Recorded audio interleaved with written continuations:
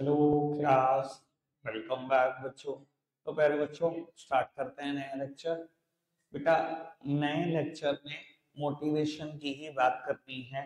जितना करके गए थे उसके आगे से शुरू कर रहे हैं। बेटा, मैंने नॉन फाइनेंशियल इंसेंटिव पढ़ा रहा था आपको। और नॉन फाइनेंशियल इंसेंटिव में ना हमने तीन बातें कर ली थी। एक स्टेटस की बात कर ली थी, करियर एडवांसमेंट अपॉर्चुनिटी, और एम्प्लॉय रिकॉग्निशन प्रोग्राम। सब तीन बातें कर दी थी। ठीक है ना? बची हुई तीन बातें करनी है, जिसमें सबसे पहले स्टार्ट हो जाते हैं जॉब एनरिचमेंट से। जॉब एनरिचमेंट की बात करते हैं। बेटा, कई बार ना, अगर एम्प्लॉय की जॉब ज्यादा एनरिच हो जाए, देखो नाम से ही समझोगे तो ज्यादा आसानी से याद भी रहेगा, पेपर में भी लिख पाओगे। एम्प्लॉय की जॉब ज्यादा एनरिच हो जाए, ज्यादा वर्क कंटेंट डाल दो, ज्यादा रिस्पॉन्सिबिलिटी डाल दो, ज्यादा ऑटोनॉमी डाल दो, तो एम्प्लॉय ज्यादा खुश होता है, मोटिवेट होता है और आपके लिए अच्छा काम करता है। मैंने एग्जांपल दिया था लास्ट टाइम और अभी भी वही एग्जांपल है मेरे पास, बेस्ट एग्जांपल है। किसी टाइम पर बेटा, मैंने अपने ऑफिस में स्टाफ रखा। ठीक है जी। और उस टाइम पर मैं नया नया प्रैक्टिस में आया था। और आपको बता देता हूँ, कोई भी नया सीए प्रैक्टिस में है ना, आप पूछ लेना भैया कितना मुश्किल है प्रैक्टिस को सेट करना। ठीक है जी, क्योंकि सीए ऐड नहीं कर सकता, आप कहीं बता नहीं सकते भैया मैं क्या काम करता हूँ। ठीक है। सिर्फ माउथ टू माउथ पब्लिसिटी कर लो, कितने लोगों से मिल लोगे एक दिन में कि मैं सीए हूं, और कितने लोग आपको काम दे देंगे। नए सीए को तो रिश्तेदार भी काम नहीं देते। आपने नहीं सुना, मैं बता रहा हूँ आपको। ठीक है जी, रिश्तेदार को भी डर लगता है भाई मेरे इनकम टैक्स में कुछ गड़बड़ ना हो जाए। नए सीए को कोई काम नहीं देता। ठीक है जी। अब मैं बता देता हूँ भैया, सारा दिन ऑफिस में खाली। उस टाइम पर ट्यूशन पढ़ाता था तो मैं उनको कहता था तुम नोट्स टाइप करो, नोट्स एडिट करो। ठीक है जी। ठीक है जी। अब मई में आए, नोट्स थोड़े से टाइपिंग करने वाले थे, 2 ढाई महीने में नोट्स निपटा दिए। अब कहीं काम बताओ। मैंने कहा जी भी तो है नहीं, कोई नहीं, बैठो तुम टेंशन फ्री। रिवीजन बैच शुरू होगा तो आएंगे कुछ नोट्स का काम। तो खाली बैठ गए जी। 1 महीना। रोज सुबह आए, शटर खोल लिए, सारा दिन खाली बैठे, रात चले जाए। 1 महीना हो गया। मैंने सैलरी दे दी। अरे भैया, बैठा जा रहा खाली, कुछ काम ही दे दो। मैंने कहा है ही नहीं भाई, अभी क्या दे दें तेरे को काम। दूसरा महीना हो गया। दूसरे महीने के बाद उन्होंने मुझे जवाब दे दिया कि तीसरे महीने अगर कुछ काम है तो बता दो, वरना हम लेफ्ट कर रहे हैं जॉब। मतलब खाली बैठना भी इतना मुश्किल है, आप समझ सकते हो कि मतलब सैलरी मिल रही है तब भी नहीं बैठना। ठीक है, बहुत मुश्किल काम है। आपको भी ऐसा लग रहा होगा ना, रेस्ट मिले रेस्ट मिले। बोर्ड के पेपर से 10 दिन गिन लेना। ठीक है जी, 10 दिन में अपनी हालत देख लेना। 11वें दिन काम ढूंढ रहे होंगे आप, ये मैं आपको ही बता देता हूँ, ऐसा लगता है। ठीक है। तो मैंने उनसे पूछ लिया 2 महीने के बाद, जब उन्होंने जॉब लेफ्ट करने की बात करी, मैंने कहा सच में काम सीखने का मूड है? कह रहे हाँ जी बिल्कुल। मैंने कहा जीएसटी सीखोगे? जीएसटी आने वाला था नेक्स्ट मंथ, वो सॉरी नेक्स्ट ईयर में, मतलब वो ये अक्टूबर नवंबर की बात है। नेक्स्ट ईयर में लगना था 1 जुलाई से। मैंने कहा सीखोगे? कह रहे हाँ सिखा दो। तो उस टाइम पर मैं भी सीख रहा था, तो मैंने उनको सिखाना शुरू करा। मार्च अप्रैल में बिल्कुल ट्रेंड हो गए थे वो। और मैंने फिर लेक्चर लेने शुरू करे जगह जगह पे जीएसटी के। वो मेरे साथ जाते हर जगह में, तो सुनते कि मैं क्या बता रहा हूँ। पूरे मास्टर हो गए। और उसके बाद बेटा, जीएसटी की बहुत एक्सटेंड तक जिम्मेदारी मैंने अपने ऑफिस की उन्हीं स्टाफ को दी। अब मैं बहुत ऑटोनॉमी देता हूँ उनको। मैंने उनकी जॉब को एनरिच करा, नया वर्क कंटेंट डाला। इतनी ऑटोनॉमी, इतनी फ्रीडम उनको दी, इतनी जिम्मेदारी, इतनी रिस्पॉन्सिबिलिटी दी। बेटा, कई बार ये भी एक रिच सोर्स ऑफ मोटिवेशन होता है। और आज तक वही स्टाफ है। तो कितना मोटिवेशन मिलता है इन चीजों से। ठीक है ना जी? आगे बढ़ जाए।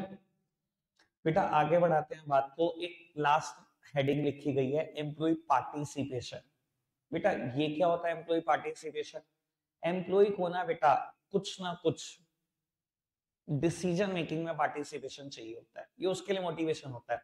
वरना उसको लगता है कि मुझे ना ऑर्गेनाइजेशन का पार्ट नहीं समझा रहा है, मुझे तो नौकर समझा जा रहा है बस, और कुछ नहीं। मैं कोई डिसीजन नहीं ले सकता ऑर्गेनाइजेशन का अपने आप से। बेटा, ऑर्गेनाइजेशन भी चाल खेलती है। टॉप लेवल भी जानबूझ के क्या करता है, छोटी छोटी कमेटियां बना देता है। Joint management committee, disciplinary committee, purchase committee. ऐसी छोटी मोटी कमेटी बना दी। ठीक है, ये कमेटी अपना बात पहुंचाती हैं। ये सारी वर्कर की कमेटी होती है, अपनी बात पहुंचाती हैं लोअर लेवल तक, वो मिडिल तक, वो टॉप तक। ठीक है जी। और टॉप लेवल फिर इनके हिसाब से कुछ ना कुछ डिसीजन मेकिंग करता है।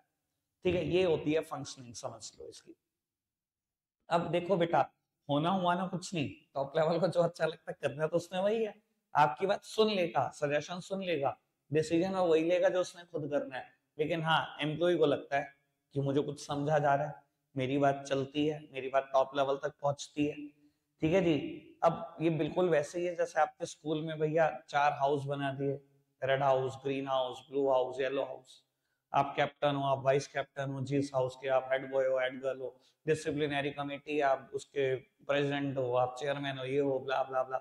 इतने डेसिग्नेशन जानबूझ के क्रिएट कर दिए जाते हैं कि सबको कुछ ना कुछ मिला ही होता है।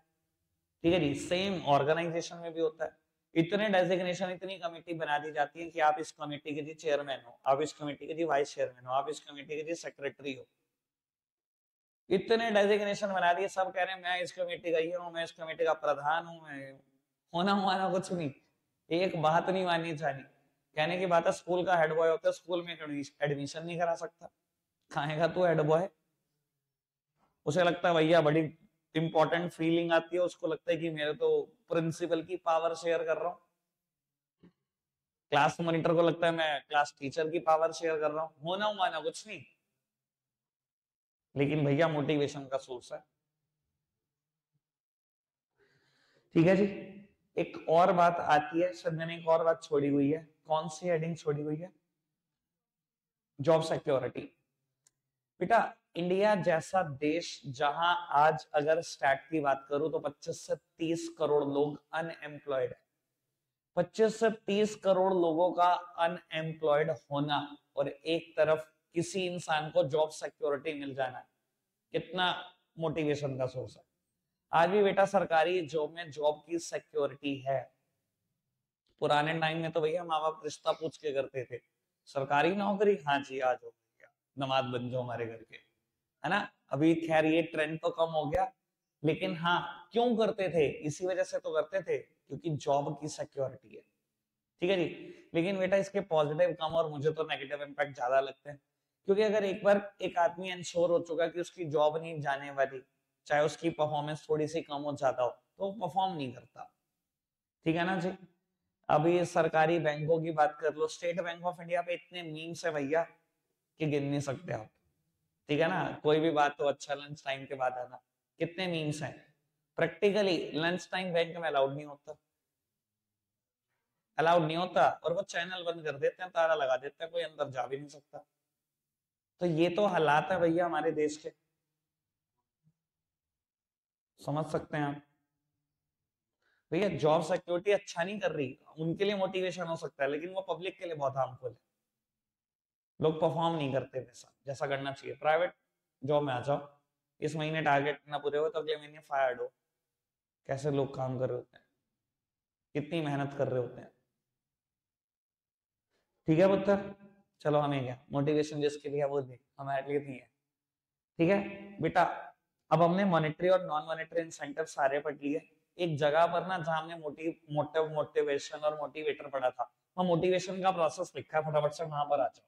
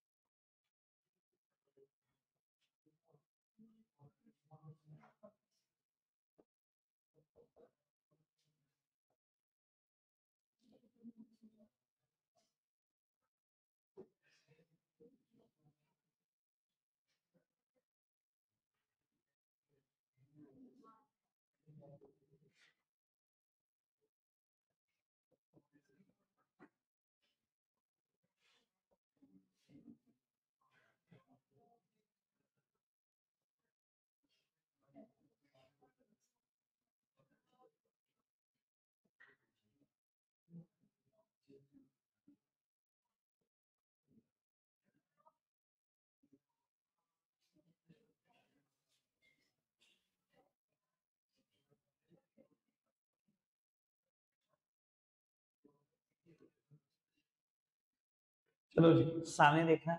बेटा जैसे हमने बहुत सारे प्रोसेसेस पढ़ रखे हैं, staffing process, selection process, planning process, organising process, वैसे बेटा ये मोटिवेशन का प्रोसेस है। प्रोसेस होने का मतलब है अपने आप में बेटा आपको जो स्टेप्स लिखने हैं वो क्रोनोलॉजिकल ऑर्डर में लिखने हैं।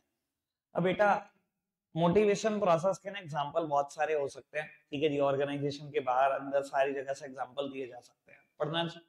सबसे पहले बेटा एक इंसान की एक अनसेटिस्फाइड नीड होती है जो उसको टेंशन देती है, जिसकी वजह से वो डराइव होता है, यानी कि कोई भी एक्शन लेने को तैयार हो जाता है कि बस वो नीड सेटिस्फाई करा दे। एट दैट नीड सेटिस्फाई हो जाती है, टेंशन रिड्यूस हो जाती है, लेकिन बेटा हम फिर एक और नई नीड को जन्म देते हैं, ठीक है ना। इंसान है बाबू, ठीक है ना, जरूरतों का पुतला है, जब तक जिंदा रहेगा तब तक कोई जरूरत है।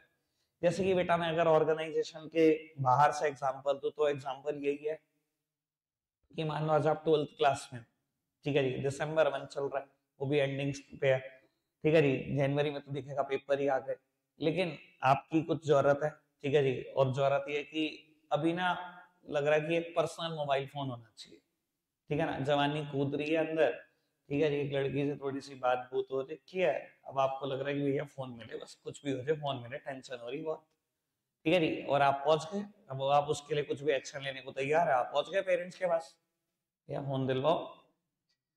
और 12th में तो भैया पेट डायलॉग, 12th के तो डायलॉग मम्मी पापा के पेट ही है। अच्छा 95% लाओ, फोन ले जाओ। अब भैया आपने दिन रात पढ़ना शुरू कर दिया, आपने कहा भैया मैं तो कोई भी एक्शन लेने को तैयार हूँ, बस मुझे को नीड सेटिस्फाई चाहिए। दिन रात पढ़ना शुरू कर दिया और मान लो आ गए 95%, ठीक है जी। At the end mobile phone मिल गया, ठीक है जी। नीड सेटिस्फाई हो गई जी, ठीक है, टेंशन रिड्यूस हो गई जी। लेकिन बेटा बात बड़ी सिंपल सी यही है कि पापा के पीछे एक्टिवा में बैठ के फोन लेने जा रहे होंगे और पापा ने बजट बताया कि 20 से 25 के बीच में कोई भी फोन ले दे, ठीक है जी। लेकिन दिमाग में पता क्या चल रहा होगा, आज तो 20 से 25 की बात है, कल आईफोन लेकर आऊंगा 50 का। बाबू किडनी सानी की कैसे रख सकता है तू गिरवी।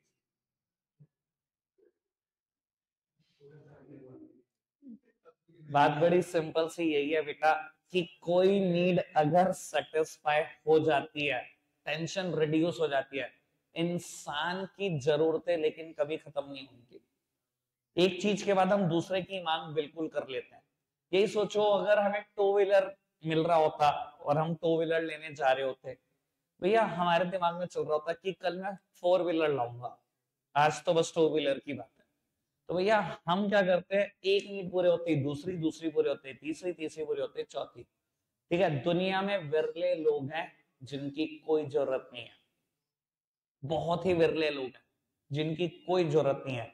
बाकी सब पर मोटिवेशन प्रोसेस बिल्कुल ट्रू है, एक जरूरत के बाद दूसरी, दूसरे के बाद तीसरी, ये मिल जाए भगवान, वो मिल जाए, वो मिल जाए, वो मिल गया तो उसके बाद एक और नई चीज मांग लेनी है, ठीक है ना। भगवान बस पहला पेपर बढ़िया करा दे बिजनेस स्टडीज का, हो गया बढ़िया। भगवान देख तेरे को पता है इंग्लिश में हाथ टाइट है पूरे साल में, भगवान इंग्लिश तो बढ़िया कराना ही पड़ेगा तेरे को, हो गया जी। भगवान मैथ्स का तो पता है, दिल धड़का देती है ये, ठीक है जी। ऐसे ही होता है ना, इंसान है बाबू, कैसे ना हमारी जरूरतें अनलिमिटेड हो, ठीक है पुत्र। चलो खैर आगे बढ़ जाते हैं, बहुत सारे एग्जांपल हो गए बेटा।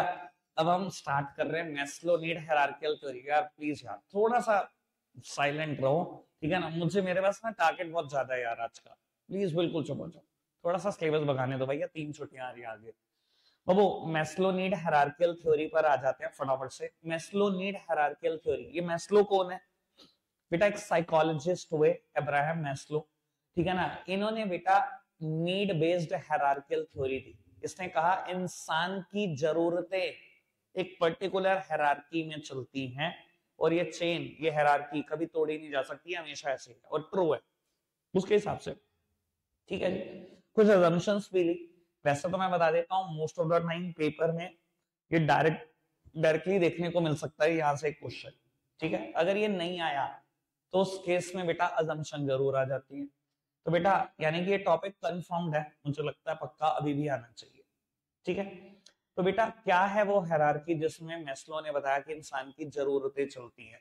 सबसे पहली जरूरत है बेटा बेसिक, बोलो क्या लिखा है, गैरी साइकोलॉजिकल, मैंने पिछली बार यही बोला था, साइकोलॉजिकल नहीं, basic physiological need. Basic physiological need क्या है बेटा? बाबू आपने आज फर्स्ट डे ऑर्गेनाइजेशन को ज्वाइन करा, आप क्या कहोगे? पहले दिन में ऑर्गेनाइजेशन का सीईओ बन जाऊं? पहले दिन क्या एम होता है? पहले दिन होता है भाई बस इतनी सैलरी आती रहे कि मेरी बेसिक जरूरतें पूरी होते रहे, just like food, shelter, clothing, education, medical facility. मेरे बच्चों की एजुकेशन ना रुके, मेरे परिवार की मेडिकल फैसिलिटी ना रुके, फूड शेल्टर क्लोथिंग ये मुझे मिलता रहे, बस इतना कमा लूं बहुत है। जब बेटा ये जरूरत पूरी होने लगती है ना और रेगुलरली पूरी हो रही होती है, 2 साल पूरी हो जाए, फिर देखना आप कहां भागोगे। फिर पता क्या दिमाग में आएगा? Safety and security need, second type of need. और बेटा सेफ्टी एंड सिक्योरिटी नीड कोई एक सेफ्टी की बात नहीं करता, 3 सेफ्टी की बात करता है। दिमाग में पता क्या टेंशन रहती है बेटा? देखो मैं ना इस टॉपिक को ना कैसे समझता हूं, मैंने अपने आप को कैसे समझाया हुआ है। बेसिक फिजियोलॉजिकल नीड ना आपका प्रेजेंट सेव करती है पैसों से रिलेटेड, ये प्रेजेंट सेव कर रही है पैसों से रिलेटेड। लेकिन सेफ्टी एंड सिक्योरिटी नीड ये आपका फ्यूचर सेव कर रही है पैसों से रिलेटेड। अब आपके दिमाग में टेंशन पता है क्या आती है? यार सारा दिन मशीन पे काम करता हूँ यार, भगवान ना करे कोई एक्सीडेंट हो जाए, बच्चों का क्या होगा, परिवार का क्या होगा, ये क्या होगा, वो क्या होगा, दिमाग में 10 जरूरतें और आ जाती। अब लगता है भैया प्रेजेंट तो ठीक चल रहा है, आज तो 60,000 रुपए महीना कमा रहा हूँ, सब ठीक है, भगवान ना करे कोई एक्सीडेंट हो गया, फिर परिवार कैसे चलेगा? तो आप चाहते हो कि आपका फ्यूचर सेफ हो पैसों से, और वहां सोचते हो फिजिकल सेफ्टी अपनी, पहली सेफ्टी। 3 सेफ्टी सोचते हो, पहली फिजिकल सेफ्टी। फिजिकल सेफ्टी क्या होती है? कि मेरा लाइफ इंश्योरेंस हो, मेरा हेल्थ इंश्योरेंस हो, मुझे प्रोटेक्शन मिले, मुझे क्लेम मिले इन चीजों के अगेंस्ट। ठीक है, फिजिकल सेफ्टी समझ में आती है। सोशल सेफ्टी भी सोचते हो कि अगर मैं रिटायर हो गया तो परिवार कैसे चलेगा, ओनली अर्निंग मेंबर में हूं, तो भैया वहां सोचते हो सोशल सेफ्टी, प्रोविडेंट फंड हो, पेंशन हो, ग्रेचुटी हो। मैंने कुछ दिन पहले भी बोला था ये वर्ड आने वाले हैं बहुत जल्दी बीएसटी में, बताना तो नहीं कुछ, तीनों पता है आने वाले हैं अकाउंट्स में भी बहुत जल्दी, है ना जी। बाबू तीसरी तरीके की सेफ्टी इकोनॉमिक सेफ्टी और सिक्योरिटी। ये इकोनॉमिक सेफ्टी क्या होती है बेटा? Professional satisfaction on job. ये आप जरूर चाहते हो कि जो आपकी जॉब हो ना उसमें ना प्रोफेशनल सेटिस्फेक्शन जरूर मिले आपको। मैंने लास्ट टाइम एग्जांपल दिया था, किसी को याद?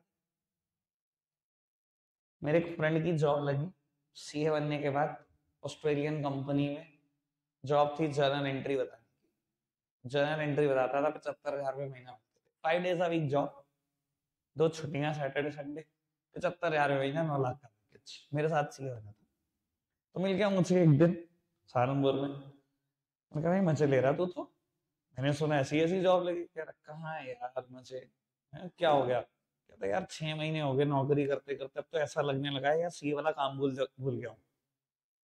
जर्नल एंट्री बताने के पैसे मिलते हैं, वो बात ठीक है पैसे मिलते हैं, पर प्रोफेशनल सेटिस्फेक्शन नहीं आ रहा मुझे जॉब पर।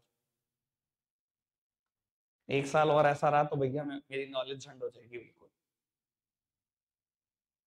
तो ये है भैया, प्रोफेशनल सेटिस्फेक्शन भी चाहिए आपको जॉब पर। ठीक है जी, चलो जी, फिलहाल बात यह है कि प्रेजेंट सेफ हो चुका है पैसों से, और मान लो आप हायरार्की में अगली नीड भी पूरी कर चुके हो, फ्यूचर सेफ हो चुका है पैसों से, पैसा बहुत आ गया।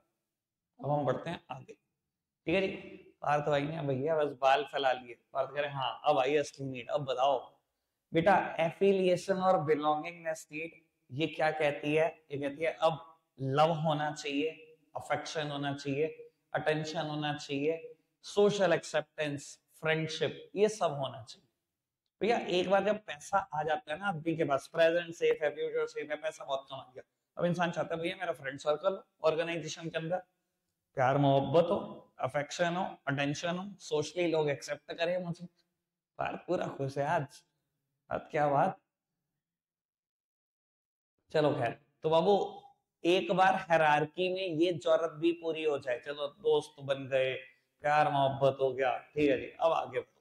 फोर्थ नंबर पर एस्टीम नीड। अब भैया अब बात होगी सेल्फ रिस्पेक्ट की, रिस्पेक्ट फ्रॉम अदर, रिकॉग्निशन। देखो, जब 3 नीड पूरी हो जाती है ना, चौथे नंबर पे इंसान पता है क्या चाहता है? आप किसी भी डिपार्टमेंट में खड़े हो जाओ, मेरा नाम पता होना चाहिए सबको, मेरा इतना रिकॉग्निशन तो होना चाहिए, ठीक है जी, सब मेरी इज्जत करते हैं, मुझे सबसे इज्जत मिलनी चाहिए। ऐसी बातें इंसान सोचने लगता है, ठीक है ना। मान लो आप प्रोडक्शन डिपार्टमेंट में मैनेजर पोस्ट पर, पर आप ये चाहते हो सेल्स डिपार्टमेंट की भी बिल्डिंग में चले जाओ तो लोग आपको जरूर जानते हो, मार्केटिंग में भी चले जाओ तो लोग आपको जरूर जानते हो। होता है ना भैया, कईयों को ऐसा रिकॉग्निशन चाहिए होता है सबको, ठीक है। समझ में आती है बात? जब मैं ताजा ताजा सीए बना तो मेरे को ऐसा रिकॉग्निशन मिला, सच बता रहा हूँ मैं लोगों को नहीं जानता था लेकिन लोग मुझे जानते थे, जितने स्टूडेंट फील्ड में थे सीए के, आज भी जो भी आते हैं स्टूडेंट फील्ड में सीए के, सब कहीं ना कहीं मेरे को थोड़ा बहुत तो जानते होते हैं। एक दिन मैं खड़ा हुआ फोटो स्टार्ट करा रहा था न्यूएसके में नीरज भैया की दुकान पर, नोट्स फोटो सेट कराता था उस टाइम पर, मैं कोई अपना प्रिंटर नहीं था, बिल्कुल शुरू शुरू की बात है, रोज नोट्स लिखता था, रोज ही लिखता था, ठीक है जी। वो फोटो स्टार्ट होते थे और बच्चों को बढ़ते थे और ऐसे पढ़ाता। तो एक बच्चा ना इनकम टैक्स के नोट्स फोटो सेट करा रहा था, सीए स्टूडेंट था, मैंने देख लिए, मैंने पढ़े, मेरे को मैं समझ में आ गया कि सीए का बच्चा है, ठीक है जी। तो मैं उस टाइम पर बीकॉम सेकंड ईयर का एक बैच शुरू करने वाला था इनकम टैक्स का, तो मैंने उसको कह दिया, मैंने कहा यार मेरे को ना नोट्स चाहिए प्लीज यार तेरे। क्या ना भैया, ना मैं तो नहीं दे सकता। मैंने कहा यार मेरे को थोड़ा अर्जेंट है यार, चाहिए यार, मैंने एक बैच शुरू करना है यार, बढ़िया लग रहे हैं नोट्स। नहीं भैया मैं नहीं दे सकता। तो उसने मना कर दिया मेरे को। मैंने कहा तू सीए मनीष कालरा को जानता है? कहता हाँ जानता हूँ। मैंने कहा वो हूँ मैं। मैंने सच में उसको ऐसे ही बोला। कह रहा अच्छा भैया, कह रहा ले लो, कह रहा लेकिन ये मेरे नहीं है, मेरे दोस्त के है। मैंने कहा अच्छा। मैंने आगे नाम हुआ बड़ा सीए आयुष भारती, ठीक है, पता नहीं तुम जानते हो क्या नहीं, वो भी मेरा बच्चा ही था। मैंने कहा अच्छा ठीक है। मैंने फोन उठाया, मैंने आयुष को फोन किया, मैंने कहा तेरी कॉपी मेरे पास है, 1 महीने बाद दूंगा। तो कभी कभी ऐसा हो जाता है, ऐसा ऐसा रिकॉग्निशन मिल जाता है, ठीक है ना। चलो खैर, आगे बढ़ाते हैं इसी बात को। लास्ट नंबर पर आती है सेल्फ एक्चुअलाइजेशन नीड। बेटा हायरार्की में 4 नीड जब पूरी हो जाती है ना, ये हाईएस्ट लेवल ऑफ नीड आ जाती है हायरार्की में। इसके बाद ऑर्गेनाइजेशन में ऐसी कोई चीज ही नहीं है जो आपको मोटिवेट कर दे। ये क्या है need? Self actualisation, to become what one thinks to be capable of. बेटा एक इंसान जिस चीज को सोचता है ना, मैं इसके कैपेबल हूं, बस ऑर्गेनाइजेशन में मुझे ये तो मिलना ही चाहिए, अगर वही मिल जाए, इसके बाद है क्या ऑर्गेनाइजेशन में जो आपको मोटिवेट कर देगा? आपने सोचा बस मैं एमडी बन जाऊं, बस मैं तो उसके ही कैपेबल हूं, और एमडी बन गए, इसके बाद बचा क्या है? ऑर्गेनाइजेशन में कोई मोटिवेट नहीं कर सकता इसके बाद आपको, क्योंकि आपके पास रिकॉग्निशन होगा, फ्रेंडशिप लव अफेक्शन होगा, पैसा आज के लिए भी होगा, पैसा कल के लिए भी होगा, कुछ है ही नहीं। Highest level need in the hierarchy is self actualization, ठीक है ना जी। बढ़ जाएं आगे। देखो, लेकिन मैंने अभी थोड़ी देर पहले ये भी बताया था कि आपकी जरूरतें अनलिमिटेड है। अब आप ये मत सोच लेना फिर क्या, अगर सेल्फ एक्चुअलाइजेशन नीड ही पूरी हो गई, आपको सच में लगता है क्या इसके बाद कुछ नहीं? आप एबीसी लिमिटेड के एमडी बन गए हो, अब आप ख्वाब देखोगे पीक्यूआर लिमिटेड का एमडी बन जाओ। खत्म तो नहीं कुछ हो रहा भाई, खत्म कुछ नहीं हो रहा जिंदगी में, ठीक है ना। खत्म तो भैया जिस दिन लेट जाओगे चिता में उस दिन खत्म होगा, उससे पहले कुछ खत्म नहीं हो रहा। उससे पहले तो मांगते रहो, बस ऊपर वाले से दबा दो, ठीक है जी। वो देने के लिए बैठा, मांगने के लिए। बाबू अजम्पशंस पढ़ते हैं फिर वाइंड अप करते हैं। खत्म ही नहीं हो रहा भाई ये तो। मोटिवेशन नहीं, जान मेरी खाली है, मुझे चाहिए फिलहाल मोटिवेशन। अजम्पशंस पढ़ते हैं जी। बेटा पहली हेडिंग का नाम मैंने ठीक कराया हुआ है, need are the basis to any human behaviour. बेटा इंसान की जरूरतों के हिसाब से उसका ह्यूमन बिहेवियर होता है। सच में इंसान की जरूरतें उसके बिहेवियर को बहुत इन्फ्लुएंस करती हैं, ठीक है ना। एक आदमी वो भी सोचो जिसकी सेल्फ एक्चुअलाइजेशन नीड पूरी है या एस्टीम नीड तक पहुंच चुका है, और एक वो भी सोचो जिसकी बेसिक फिजियोलॉजिकल नीड बड़ी मस्त से सेटिस्फाई होती है। दोनों के बिहेवियर में बहुत बड़ा अंतर होगा। ऐसे दुनिया में आप भी बहुत लोगों को जानते होंगे, मैं भी बहुत लोगों को जानता हूँ, कैसे बिहेवियर लोगों के बदलते हैं, थोड़ी थोड़ी चाल बदलने पर, थोड़ा थोड़ा पैसा बदलने पर, देखा है ना आपने। तो need are the basis to human behaviour, कितनी सटीक बात बोली मैं इसको, ठीक है ना जी। सेकंड वन इज क्या है?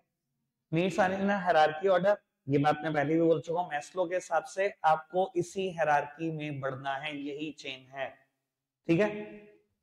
Third one, only next higher level need motivates. बेटा एक बार आपकी कोई जरूरत सेटिस्फाई हो गई तो वो आपको इतना मोटिवेट नहीं करेगी जितना next higher level need motivate करेगी। कहने का मतलब ये है बेटा, मान लो ऑर्गेनाइजेशन में आपकी बेसिक फिजियोलॉजिकल और safety and security need satisfy है। उन्होंने आपकी फिजिकल सेफ्टी के लिए ना आपका इंश्योरेंस कराया फ्रॉम LIC, ठीक है। अच्छा बेटा थोड़े दिन के बाद उन्हें लगे कि आप डिमोटिवेट फील कर रहे हो और आपको गए चलो आपका एक और इंश्योरेंस कराते हैं फ्रॉम मैक्स इंश्योरेंस। उस टाइम पर वो ज्यादा मोटिवेट करेगा या लव अफेक्शन अटेंशन मोटिवेट करेगा?